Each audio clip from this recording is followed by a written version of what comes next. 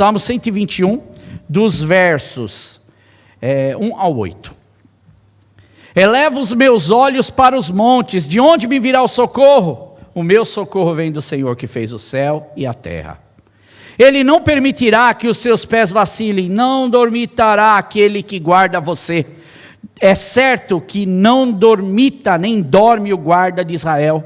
O Senhor é quem guarda você. O Senhor é a sua sombra à sua direita. De dia não lhe fará mal o sol, nem de noite a lua. O Senhor guardará você de todo mal, guardará a sua alma. O Senhor guardará a sua saída e a sua entrada, desde agora e para sempre. Você pode dizer amém? Amém, assim seja, Senhor, nas nossas vidas, que o Senhor possa falar aos nossos corações. Bem, como eu disse, semana passada nós demos essa introdução, e falando do Salmo 121, que é um salmo de peregrinação e de romagem, que deve estar assim na sua Bíblia, não é? Que é um salmo de degraus, que é esse salmo de romagem, e eu fui trazendo para você uma ideia do que é na cabeça desses indivíduos que estão naquela época falando esse salmo. Por ser um salmo de peregrinação, ele faz parte de um conjunto de salmos, olha que interessante. E nesse conjunto de salmos, é como se fosse um inário dentro do saltério. São 15 salmos que começam no 120 e vai até o 134. 15 salmos que eles vão trabalhando numa sistemática de 3 em 3. Então eles vão cantando ao Senhor ou entoando esses salmos nessa peregrinação que eles vão fazendo. E nesse bloco de 3, que são os 3 primeiros, 120, 121, 122, o nosso se encaixa no meio.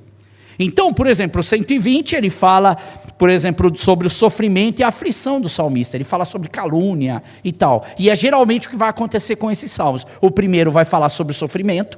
Então eles estão cantando sobre o sofrimento deles. E o segundo salmo, que aí seria o 121, nesse primeiro trina, nesse primeiro bloco, ele fala do poder divino de Deus. E depois, no terceiro, vai falar sobre a segurança de Deus. Olha que interessante. Vou até tirar a luva que agora esquentou. E aí, o que acontece? Nessa trina, então, de salmos, é muito interessante, nós percebemos o contexto, porque faz esse significado para a nossa vida. E eu louvo a Deus pela Bíblia, pela palavra de Deus, não somente porque ela não mente, e ela nem esconde também, em muitos momentos da vida que a gente enfrenta como ser humano. Porque o que o ser humano ele quer? Ele quer ler coisa que vai ajudar ele a crescer. Não é assim que a gente está vendo hoje na internet, em todo lugar a gente vê só o pessoal falando daquilo que faz a gente crescer. Triunfalismo.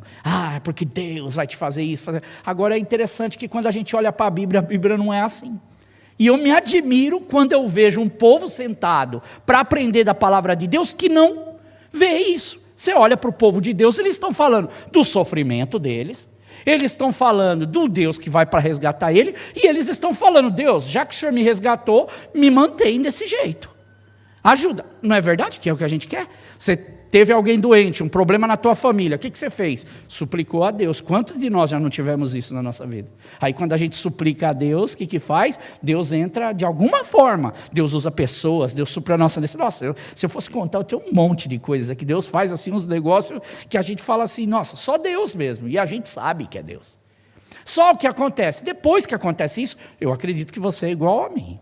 Você vai falar assim, eu quero que Deus agora dê paz. Eu duvido que você falou para o ano de 2025, Deus me dá muita tribulação, me dá muito problema, porque eu quero crescer. Não, todo mundo quer crescer como? Sem ter isso. Então é bom que a gente às vezes aprende sem ter esse problema, sem ter essas coisas para a vida. Mas, olhando então para a Bíblia, nós vemos isso. Mas infelizmente nós temos um monte de gente, um monte de lugar, um monte de pessoas que infelizmente querem então ouvir ou compram de tudo aquilo que oferece, porque essas pessoas elas vão crescendo de que forma dentro do conceito bíblico? Elas vão olhando para a tribulação e para o momento de dificuldade, em que sentido? Ela olha assim, Deus não está lá, porque está passando por uma tribulação, a primeira coisa que ela fala, ou eu errei, fiz alguma coisa errada, Deus não está nisso. Ou isso, ela vai falar, não acontece com o servo de Deus. Percebe que no nosso contexto cristão, se não tomarmos cuidado, nós vamos com essa mentalidade, porque a gente acha que a gente como cristão está blindado. Eu peguei meu carro, mas eu vivo num lugar perigoso e blindei o carro. O carro agora está mais pesado, está mais robusto, podem atirar que o meu carro aguenta o tranco. Porém, a vida cristã, a blindagem, aquilo que Deus fala, é para nos ajudar a atravessar por estas dificuldades. Ele vai com a gente. E é isso que hoje nós vamos estar vendo. E a própria Bíblia tem a sua narrativa para o povo de Deus. Então, isso que a gente está lendo para esse povo lá, certo, 120, 121, 123, 122, perdão, são os 3 primeiros salmos. No 121, eles estão falando para nós também, para o povo de Deus de todas as épocas. Mostra que nós somos o que nessa terra? O texto, ele vai mostrar isso, que nós somos peregrinos. E isso é importante, nós termos essa consciência que nessa terra nós somos peregrinos, nesta terra estrangeira para nós. E que nós agora precisamos tomar cuidado. Lá em 1 Crônicas, no capítulo 29, não precisa abrir. O que está acontecendo? Davi está nos últimos dias de vida dele. Imagina essa cena. E nos últimos dias de vida de Davi então, ele queria construir o templo, lembra disso? A dedicar ao Senhor, mas Deus fala, não, você não vai construir o templo. E Davi entende, deve ter sido dolorido, com certeza, mas ele vai na sua caminhada com Deus, entendendo que quem vai dar sequência, e ele fala, poxa Deus, muito obrigado que vai ser meu filho que vai fazer isso. E Deus então, entrega para ele essa sabedoria, e ele vai organizando tudo. Então, imagina, Davi está morrendo, e ele passa o cajado para o filho, e o filho então organiza tudo, a coisa está maravilhosamente correndo bem, para que o filho então possa, ele vai deixar todas as instruções, a planta do templo, tudo isso, para a construção no Monte Sião, nesse monte. E aí então, em 1 Crônicas 29, do verso 14 ao 16, olha o que Davi vai falar mediante essa situação, presta atenção, ele vai dizer assim, mas quem sou eu, Deus? E quem é o meu povo, para que pudéssemos contribuir tão generosamente como a gente fez? Deus, como é que pode a gente ter tanta condição de contribuir para fazer esse templo? Olha o coração de Davi. Tudo vem de ti, Senhor, nós apenas te demos o que vem das tuas mãos. Ou seja, eu só estou... foi o Senhor que me deu, é o Senhor que está me ajudando a retribuir, e é o Senhor que está me ajudando a construir isso tudo aqui. Aí ele vai dizer assim, diante de ti, Deus, reconhecendo essa sua grandeza, nós somos estrangeiros e forasteiros, como os nossos antepassados. Os nossos dias na terra são como uma sombra sem esperança. Ó Senhor, nosso Deus, toda essa riqueza que a gente ofertou para contribuir aqui, para construir um templo à honra ao teu santo nome, vem o quê? Das tuas mãos, e toda ela pertence a ti. A gente é o quê? Ele está dizendo, ele tem essa consciência de que nós somos peregrinos. Mas essa peregrinação que a gente faz, ela tem um objetivo. É chegar e nos encontrar com o verdadeiro autor da vida. É nos encontrar com Deus. É nos encontrar com Cristo. É nos encontrar com uma esperança. Então, por isso, Davi tem plena consciência. E olha que ele está falando no final da sua vida. Você já imaginou alguém falar com tanta alegria, pronto para morrer? Ele vai morrer. Ele sabe que ele não vai construir, que está chegando o final do reinado dele. E aí ele fala isso com toda alegria. Por quê? Porque ele sabe que esta terra, esse momento que a gente vive, ele é passageiro. E aqui então mostra essa nossa adoração, e esta sim é a nossa visão bíblica para a vida de um servo ou das servas de Deus durante a nossa vida nesse mundo. Se você perder isso, se você perder essa linha de lógica, você vai viver sim uma vida bem infeliz, porque você vai perder um chão muito seguro para se pisar, que é olhar para cima ou para além desses montes, que foi o que nós falamos na semana passada. Inclusive, se alguém não viu e está nos assistindo, tem o culto da semana passada, o culto anterior, que eu dou essa introdução, falo bastante sobre isso, e mostro como é que o coração dessas pessoas iam durante esse caminho. Hoje, eu quero olhar de uma forma um pouco diferente, porque aqui nessa visão bíblica, o servo de Deus, a serva de Deus, durante a vida nesse mundo, ele segue nessa peregrinação, como por exemplo diz o Salmo 125, sabe o que diz no Salmo 125? Você cantou ele hoje, diz: os que confiam no Senhor são como o monte de Sião, que não se abala, mas continua firme para sempre. Esse é o Salmo 125, que é o salmo de peregrinação do segundo bloco. O primeiro bloco, 120, 121, 122, 123, 124 e o 125 é esse terceiro item que pede a Deus: Deus, o Senhor é a minha alegria, o Senhor é a minha força. E ele diz assim: como em volta de Jerusalém estão os montes. Vê que é uma sequência da linha de raciocínio. E ele diz assim: e assim o Senhor está ao redor do seu povo, desde agora para sempre. E nós, então, quando lemos esse salmo e vemos: eleva os meus olhos para os montes, de onde é que me veio o socorro? O meu socorro vem do Senhor, que fez os céus e a terra, e isso ficou na semana passada, o que nós trabalhamos. Porém agora, que é o que nós vamos olhar um pouco hoje, eu não quero entrar detalhando os versos, mas eu quero que você entenda a ideia, e a gente nos ajude nessa caminhada, como irmãos em Cristo.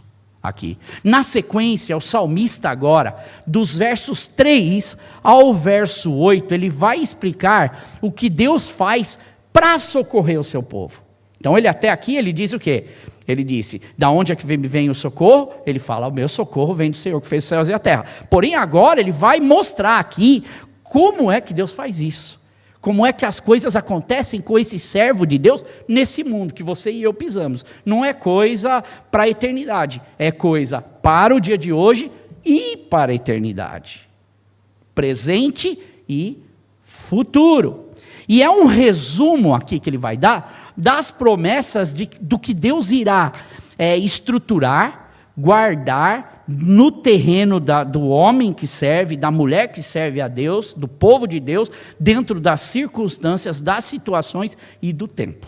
Ok? Você vai ver alguns exemplos. E aí o Salmo ele vem apresentando isso. Quando você lê na sequência: não permitirá que os seus pés vacilem, não dormitará aquele que guarda você. É certo que não vai dormir Deus, ele nem dorme e nem vai dormir o guarda de Israel. Ele vai todo o tempo mostrando: o Senhor é quem guarda você, o Senhor é a sua sombra à sua direita, de dia o sol não te fará mal, nem à noite ou a lua de noite, o Senhor guardará você de todo mal, guardará a sua alma, o Senhor guardará a sua saída, a sua entrada, desde agora e para sempre. Olha aqui, interessante, porque o que está acontecendo? Porque a partir do verso 3 ao verso 8, e é o que eu quero falar nesse sentido, quem é que está falando aqui? Esse bloco.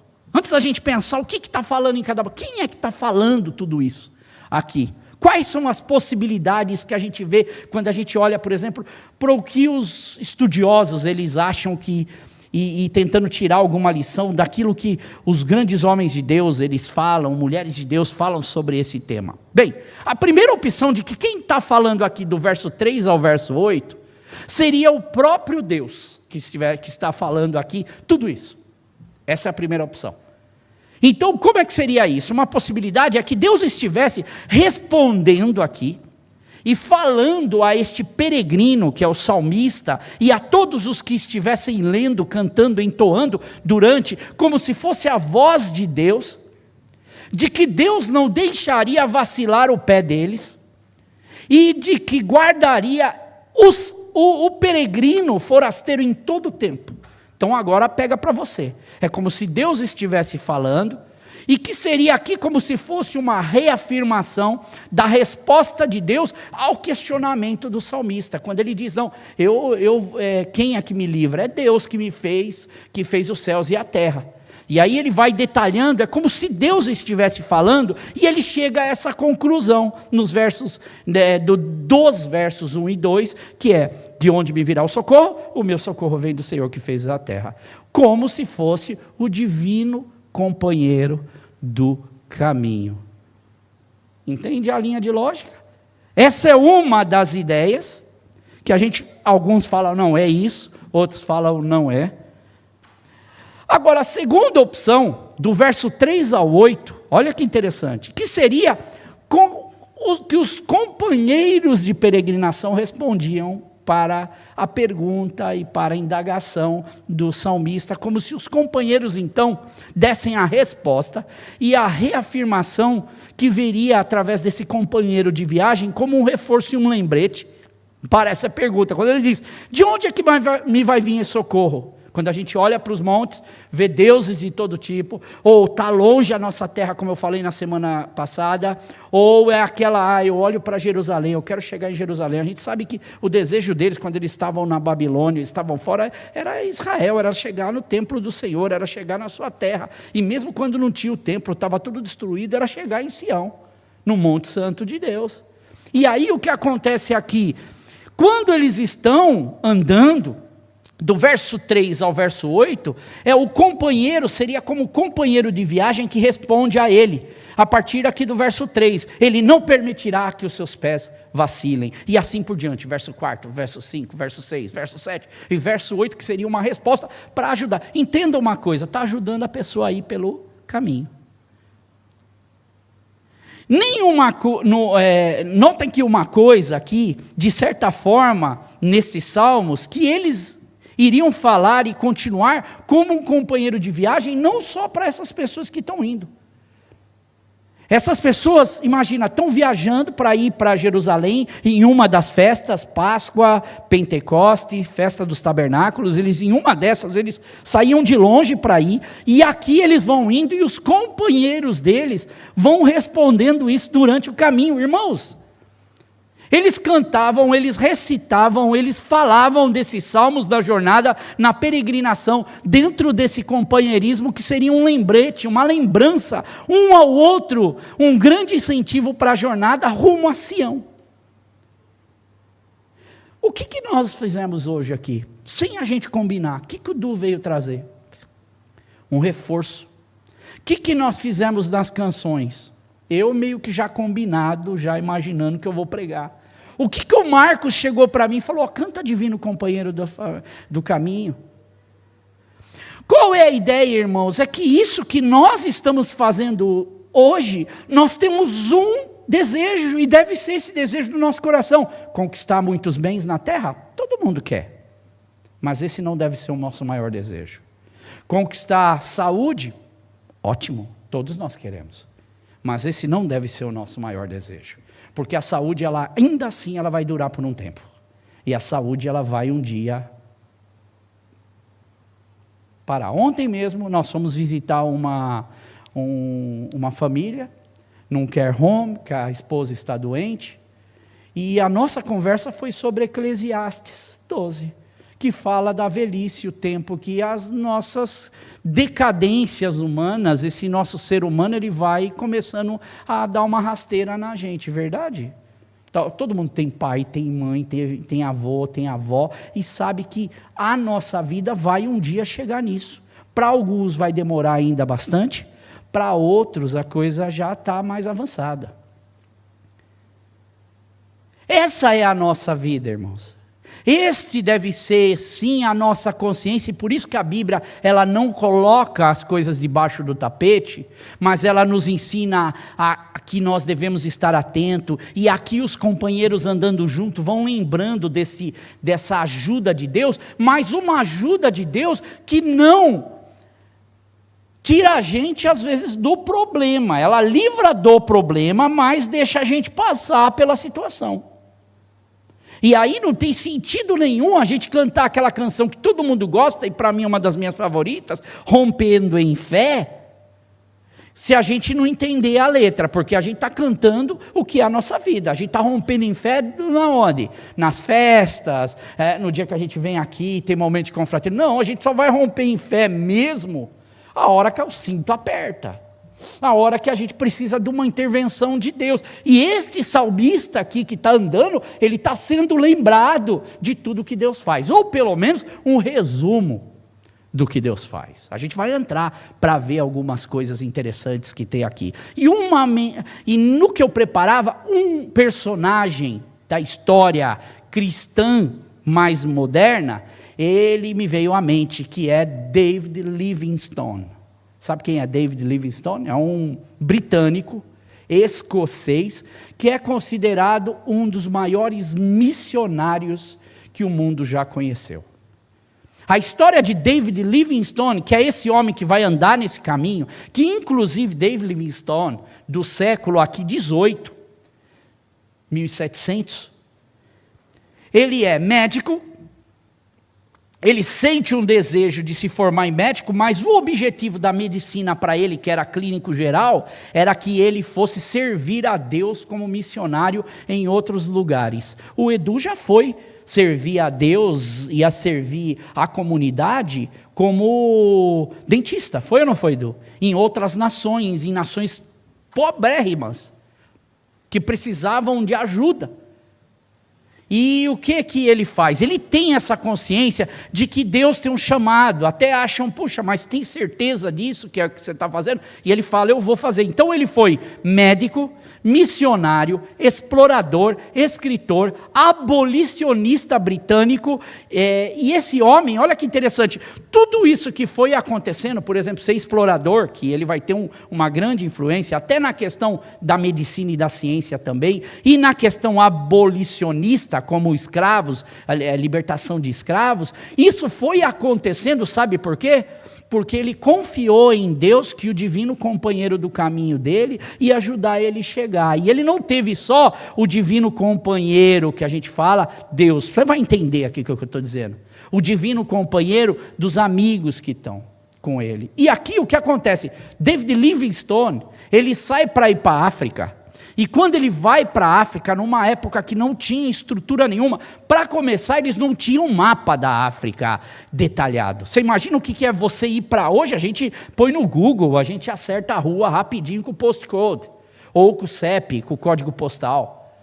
Agora, naquela época, ele sai para ir para o lugar, ele consegue uma quantia ali de apoio para ele ir, e ele vai para a África. Quando ele vai para a África, esse salmo, inclusive, é o salmo que ele usa como um amigo e companheiro dele recitar essa peregrinação para isso que ele tem para fazer. O Monte Sião dele aqui é servir a Deus. E aonde? Para a África, no sul da África. E olha que interessante, quando David Livingstone vai para o sul da África, para servir a Deus no sul da África, ele começa então, ele ganha um barco daqui da realeza britânica, que banca ele para ajudar ele nessa exploração. Por quê? Porque ele não vai só para fazer obra missionária, ele não vai somente para evangelizar, né? Ele não vai somente para ser um doutor, mas ele, na medida que ele vai no caminho, ele vai começando a entender como é que funciona a longitude, latitude, como é que o caminho... Então, no caminho que ele vai fazendo, ele vai aprendendo, ele vai falando com o piloto, o capitão do navio. E ele, então, quando chega lá, ele vai fazendo tudo um mapa, aonde ele vai. E ele começa, então, a ter contato, ele começa a aprender a língua dos países, ele começa a aprender o dialeto dos lugares, ele vai para a Zâmbia, e ele vai para muitos outros lugares, ele pega os rios, mas chega em lugar que ele bate assim no lugar, e ele foi que descobriu aquele, Victoria Falls, na África do Sul, que é uma das maiores cataratas que tem no meio do deserto, no meio da África. E ele, então, com toda essa dificuldade, este salmo fazia todo sentido para ele, para a sogra dele, para a família dele. Ele foi, ora ele ia com a família, ele ia com os filhos, mas às vezes os acabavam ficando na Inglaterra, ficando aqui no Reino Unido. Ora ele ia sozinha, ele e a mulher, ele teve muitas perdas nesse caminho, vê que o caminho, a peregrinação, mesmo para um homem que está fazendo a obra de Deus, ela existe, mas Deus ia com ele em todo o caminho, ajudando ele a ser esse homem que ia completar como explorador, como missionário, como um médico, porque a malária e aquela mosca de tsetse, que é a mosca do sono, que deixa a pessoa dormir, ela atacava as pessoas, inclusive ele ficou com malária várias vezes. A expectativa de vida destes homens, e a gente deve levantar a mão para o céu hoje, sabe quantos anos ele morreu? 60 anos de idade. Sabe a esposa dele quanto morreu? 41 anos de idade. Ele, quando estava com a tribo, ajudando a tribo, sabe como era a ajuda deles? Era tentar não deixar que os leões não só comessem o gado dele, mas que os leões também não comessem as crianças da vila. E aí, num dia que eles estão ali tentando espantar os leões, um leão vai e quase devora o braço dele, e um dos rapazes consegue atingir o leão. Olha a dificuldade, mesmo seguindo Deus. Deus ia com ele ajudando, ele não perdeu o braço dele, mas ele na verdade foi um missionário com um braço só, porque o outro braço ficou quase inválido, mesmo ele sendo médico.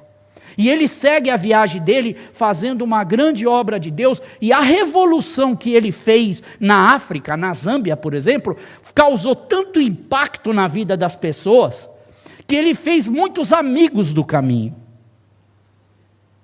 E esse salmo foi o companheiro dele também no caminho. E tanto que o coração dele, no dia que ele morreu, e ele morreu, diz a história, que ele morreu ali encurvado, ajoelhado e orando de malária, com muita febre, doente, com infecção, ele morre ali. E quando ele morre, a tribo pega o coração dele, arranca e planta o coração dele, porque diz que o coração dele estava ali, o corpo podiam levar embora. E eles embalsamaram o corpo deles com sal e trouxeram o corpo dele numa viagem. Imagina, a tribo levou o corpo dele até onde era o barco trouxe o corpo dele para cá e ele foi enterrado aqui na Westminster Abbey, em honras, como um homem ao qual o povo sabia, devia muita coisa, porque ele fez muito mapa, ele fez muita coisa que demonstrou, não só um homem que trouxe a palavra de Deus, mas ele ajudou esse start do governo britânico contra a escravidão. Ele lutou contra a escravidão, não só dos portugueses, por exemplo, como ele lutou da escravidão dos povos árabes. E ajudou muitas pessoas. Então, quando nós olhamos, por exemplo, nessa questão de que esse Salmo 121 é como se nós estivéssemos caminhando e o nosso companheiro citasse esse Salmo para a gente, irmãos, é isso que a gente faz o tempo inteiro. Nós podemos não citar o Salmo 121, mas nós estamos citando a grandeza de Deus e um ao outro está ajudando nessa caminhada para que nós sigamos à frente, sigamos juntos. E a terceira opção, então, a primeira é como se Deus estivesse falando, a segunda é como o companheiro de peregrinação estivesse falando, e a terceira é como se esse salmista, enquanto ele narra isso, ele estivesse falando para si mesmo. É o que os estudiosos pensam. Então imagina, é Deus falando? Eu não acredito que é Deus falando nesses versos. É o companheiro que está falando? Não, eu não acredito que é o companheiro, eu acho mais que é o salmista então meditando. Da onde é que me vai vir o socorro? O meu socorro vem do Senhor que fez os céus e a terra. E aonde? Por exemplo, como David Livingstone, no meio de uma África, no meio de animais selvagens, no meio de uma viagem que não deu certo, que ele teve várias que não rendeu nada para ele, mas quando ele caía no outro lugar, Deus estava ali ajudando. É meio que olhando para Paulo, quando Paulo fala, eu quero ir lá pregar o Evangelho, o Espírito Santo fala, não, vai para outro lugar. Esse é o divino companheiro da nossa vida, na nossa jornada, irmãos, rumo a Sião. E daí então, é como se ele estivesse falando para si mesmo, e ele pensa em seu coração, que tipo de socorro então é que Deus me dá? Aí o salmista, então, ele pensa, ele olha com a realidade e o conhecimento de Deus, das variedades da forma como Deus ele atua e seus feitos, e ele conhece a Deus, ao Deus que ele serve, ele responde ao seu coração, quando ele fala esses salmos, e ele se aquieta em Deus. E quais são os tipos de ajuda, de proteção? E ele vai falar, olha, Deus não deixa que eu tropece, Deus não dorme, Deus está todo o tempo acordado, Deus me protegerá, Deus está ao nosso lado, Deus está me protegendo dos perigos de dia e da noite, Deus está guardando a nossa alma do mal, e Ele guarda a nossa entrada e guarda a nossa saída. É como se Ele estivesse respondendo, e aí eu pego todas essas, como eu fiz a semana passada. Quais são as opções? Será que é Deus que está falando nesses versos? Será que são os companheiros que estão falando nesse verso? Ou será que é o salmista com conhecimento de Deus falando para si mesmo? Todas as respostas para mim estão certas. Deus está falando através das pessoas, as pessoas que leem a palavra de Deus e falam da palavra de Deus reanimam umas às outras, e aqui é como se ela estivesse falando para ela mesma, seja qual for a resposta no final, mais correta possível, uma coisa é certa, que nós hoje tivemos a oportunidade, temos tido a oportunidade, sempre que nós nos aconchegamos e estamos juntos nesse lugar, para nos lembrar uns aos outros dos grandes feitos de Deus. E a lição aqui, irmãos, que não é uma reza, que não é uma repetição. Isso que o salmista está usando aqui também não é um amuleto. Ter a Bíblia aberta, como muitas pessoas têm a Bíblia aberta, por exemplo, no Salmo 91, que aquele que habita no esconderijo do Altíssimo, que a gente fala no Brasil que é as páginas amarelas, né? Quem tinha aqueles livros de telefone antigo, lembra? Muita gente que utiliza a palavra de Deus desse jeito não entende a profundidade do que é viver a palavra de Deus. Irmãos, olha o tamanho da gente, a gente é pequeno. Mas eu falava com a minha esposa essa semana, e eu dizia para ela, amor, se um de nós tiver uma dor de barriga, se um de nós tivermos um problema, eu tenho certeza que eu tenho companheiros no meu caminho, eu não me sinto sozinho. Meus irmãos, isso me traz um conforto para a minha caminhada, de saber que Deus está falando comigo, e que Deus usa vocês para falar comigo, e que eu posso também parar para pensar nas grandezas de Deus, através da sua vida e daquilo que Deus faz, através do seu Espírito. Olha a grandeza de Deus, quando esse salmista está vendo tudo isso, para a viagem, para a peregrinação, de que o Deus que eles servem, é um Deus que nós servimos juntos. O Deus que essas pessoas seguiam em Sião, buscando esse Deus, é o mesmo Deus que hoje nós falamos, de onde vem o nosso socorro? O nosso socorro vem do Senhor, e quando nós nos lembramos mutualmente destas verdades de Deus, nós temos um incentivo para a nossa jornada. Eu te incentivo, você me incentiva, não só para a gente estar junto, mas aquele que nos une, somos lembrados que Ele também é poderoso. Você me lembra de que Deus é poderoso, eu te lembro que Deus é poderoso. Você está com coisas difíceis de ser resolvida, eu quero te lembrar essa noite que o Deus que nós servimos é um Deus poderoso. Amém?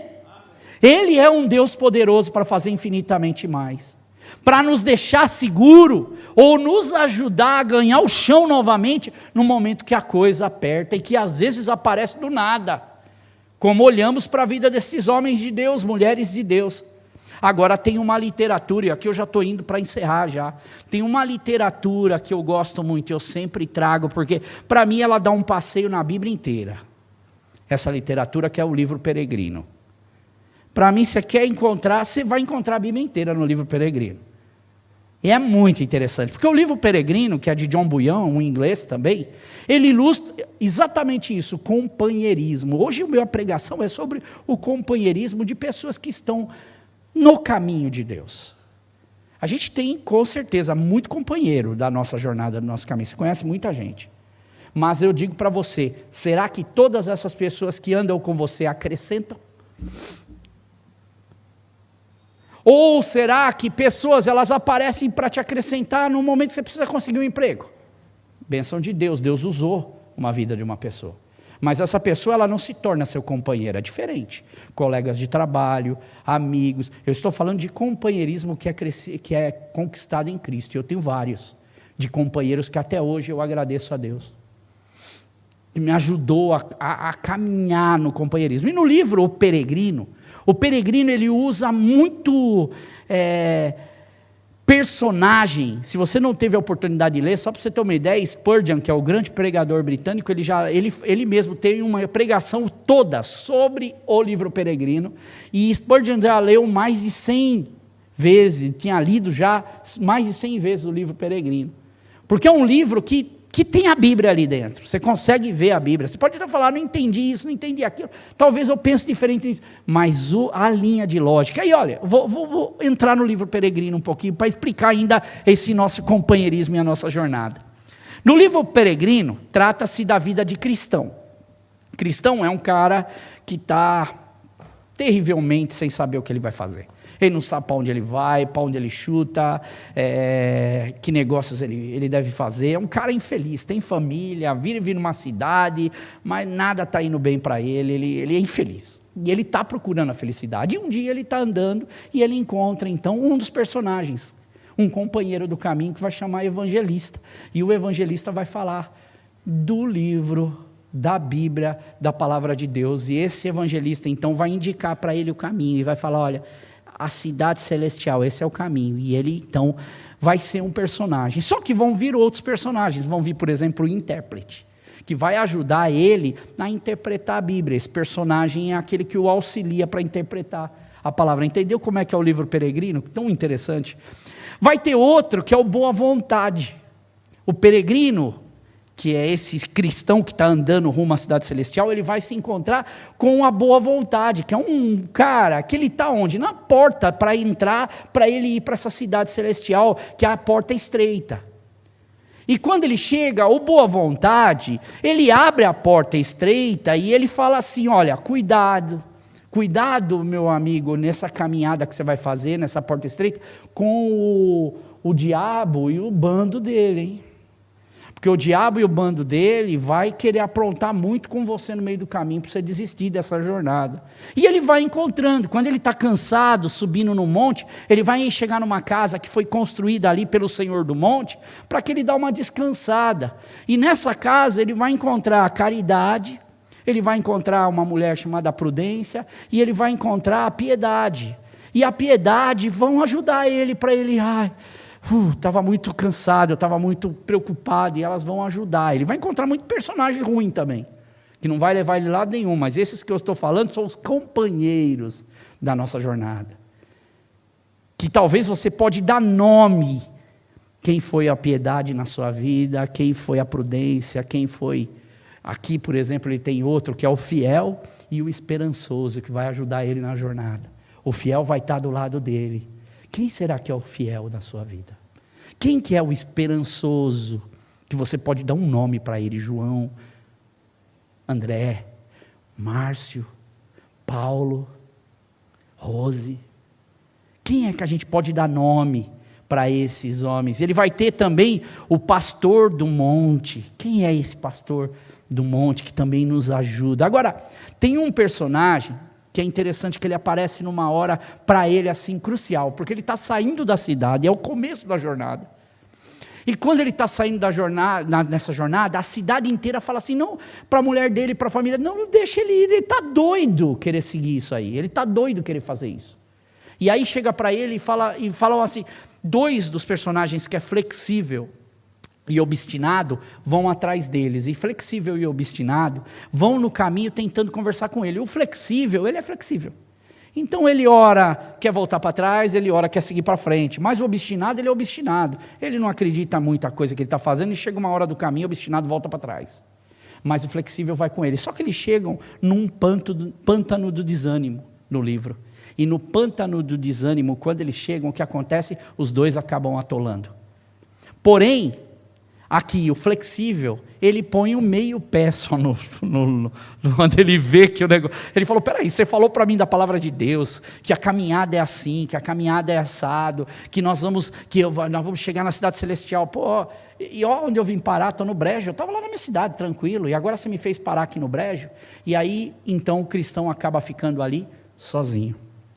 E aí vem um personagem para ele chamado Auxílio. E esse personagem chega para ele, que ele vai sendo enviado pelo rei, que é esse senhor e rei, chega e envia esse homem para caminhar e está ali como auxílio dele, nesses momentos de dificuldade das nossas vidas. Você consegue ver você nessa história?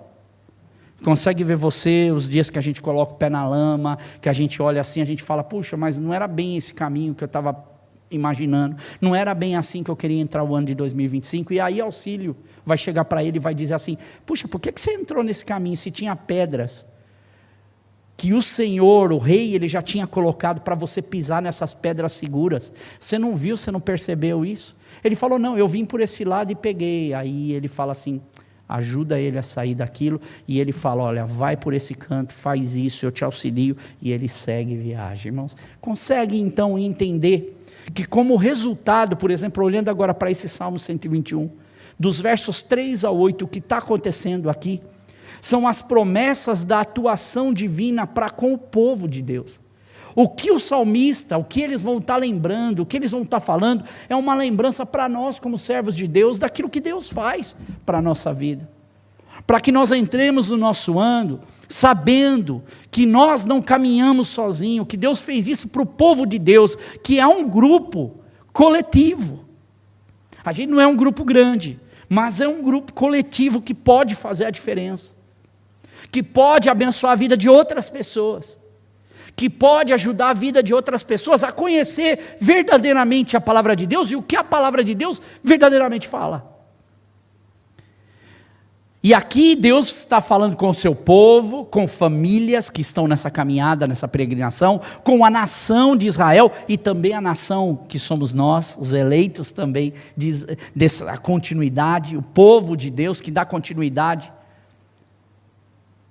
neste povo de Deus aqui. E em Eclesiastes, e aqui eu encerro, no capítulo 4, versos 9 ao 12 diz: melhor é serem dois do que um, porque maior é o pagamento pelo seu trabalho. É muito melhor, irmão, nós entrarmos no ano de 2025 dentro de uma família que nos ajuda a seguir para a nossa jornada. Porque melhor é serem dois do que um, porque maior é o pagamento do seu trabalho. Quando a mulher e o marido trabalham, por exemplo, dentro de uma casa, ou quando uma casa tem uma família que vive junto nessa casa, as despesas são divididas. Nós não precisamos dar todo o nosso dinheiro para pagar um aluguel, a gente pode dividir isso. Um ajuda com a despesa, outro ajuda, e assim é o que o verso está falando. E ele continua dizendo assim: melhor é serem dois do que um, porque maior é o pagamento pelo seu trabalho, porque se caírem, um levanta seu companheiro. Mas ai daquele que estiver só, porque caindo não haverá quem o levante. Como é que você quer entrar o seu 2025? Do verso 3 ao 8, quem é que está falando esse verso para você? Do verso 3 ao 8, qual é que vai ser essa caminhada debaixo do sol e debaixo da lua? Como é que você quer andar nesse caminho íngreme de montanhas, até chegar a um monte desejado, que é o Monte Sião? Como é que você quer andar? Sozinho? Então você corre um sério risco aqui. E ele continua no verso 11 aqui de Eclesiastes 4, ele diz: também se dois dormirem juntos, eles se aquecerão, mas se for um sozinho, como se aquecerá? Eu, quando vou para a minha cama, às vezes não está o hit ligado, eu grito logo, ontem mesmo acho que foi, eu gritei para a Rô: Rô, você não vai vir logo? Ela: mas por que? Eu estou aqui. Eu falei: mas você está aí, eu quero ser aqui, porque tipo, está fria a cama. E a bolsa de água quente ainda estava com ela, né? Que ela falou, colocar as coisas que estava tossindo. Eu falei: entende que na vida prática e na vida espiritual também, nós estarmos juntos como irmãos, nos ajuda a aquecer. Irmãos, hoje o que nós estamos fazendo aqui, eu duvido que você hoje sai desaquecido daqui. Eu duvido que você vai para a sua casa da mesma forma que você chegou. Eu não vou. Vocês me aqueceram, vocês me ajudaram, não é esses hits aqui, os aquecedores que a gente tem, vocês aquecem a minha vida. Quando eu venho para a igreja para estar com vocês, é um dia especial. E aí o texto ainda diz: se alguém quiser dominar um deles, os dois poderão resistir, o cordão de 3 dobras não se rompe com facilidade. Se o mal ou o inimigo, a circunstância difícil, os declínios da vida quiserem vir contra nós, se nós estivermos juntos, um ajuda o outro. E graças a Deus por isso. Graças a Deus por sua vida, porque nós temos sim um divino companheiro do caminho que nos ensina a ser divinos companheiros nele, para o caminho das outras pessoas. Isso é servo de Deus. Isso é o bem-aventurado que a gente está estudando. Isso é ser pessoas que fazem a diferença, irmãos. Para mim, o verso 3 ao 8 são versos que não teriam sentido nenhum se não houvesse essa peregrinação e esse companheirismo na peregrinação uns com os outros. Vocês fazem diferença na minha vida. E que eu possa fazer diferença também na vida de cada um de vocês. Que esse 2025 seja um ano que nos torne mais diferenciados ainda para o reino de Deus. Se coloca de pé, vamos orar. Querido Deus, muito obrigado pela vida de cada um, Senhor. Que o Senhor nos guarde, abençoa, Senhor, nas nossas necessidades mais profundas do coração, Deus. Nessa nossa peregrinação que nós fazemos. E também eu sei que pessoas que talvez estão assistindo esse culto hoje, e se identificaram dentro desse quadro todo que nós falamos, se identificam nessa peregrinação por esse mundo, Deus, que elas possam ser tocadas pelo Senhor e reanimadas, Deus, a guardar a Tua palavra, reanimadas a entender a profundidade da Tua palavra, a entender, Deus, que aquilo que o Senhor faz não é como uma série de TV, um filme fictício, Deus, mas é algo verdadeiro, história de reais, de pessoas que, Senhor, através dos séculos viveram experiências, Deus. A Sua palavra ensina e continua ensinando, Deus, pessoas a continuarem firmes no seu chamado e no seu propósito, Deus. Ajuda cada um, Deus, nos seus trabalhos, ajuda cada um nas suas dificuldades, Pai, nas nossas mais intensas lutas, seja o Senhor o nosso companheiro,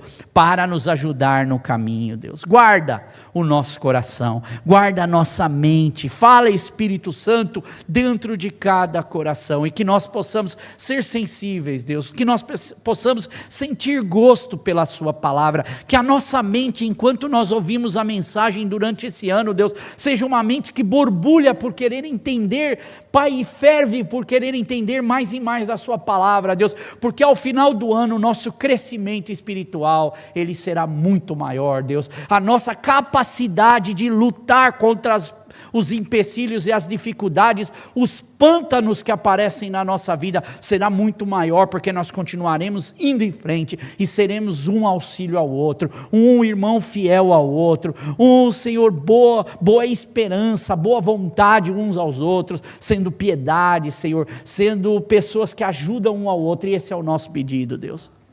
Eu te agradeço pela vida de cada um, e que 2025 ou 2026, quando estiverem ouvindo essa mensagem, ou 27, 28, seja o ano que for, a Tua palavra continue impactando e continue transformando vida, para que sigamos até a cidade celestial, até Sião, ao Monte Sião, Deus. Esse é o nosso desejo, no nome de Jesus, amém.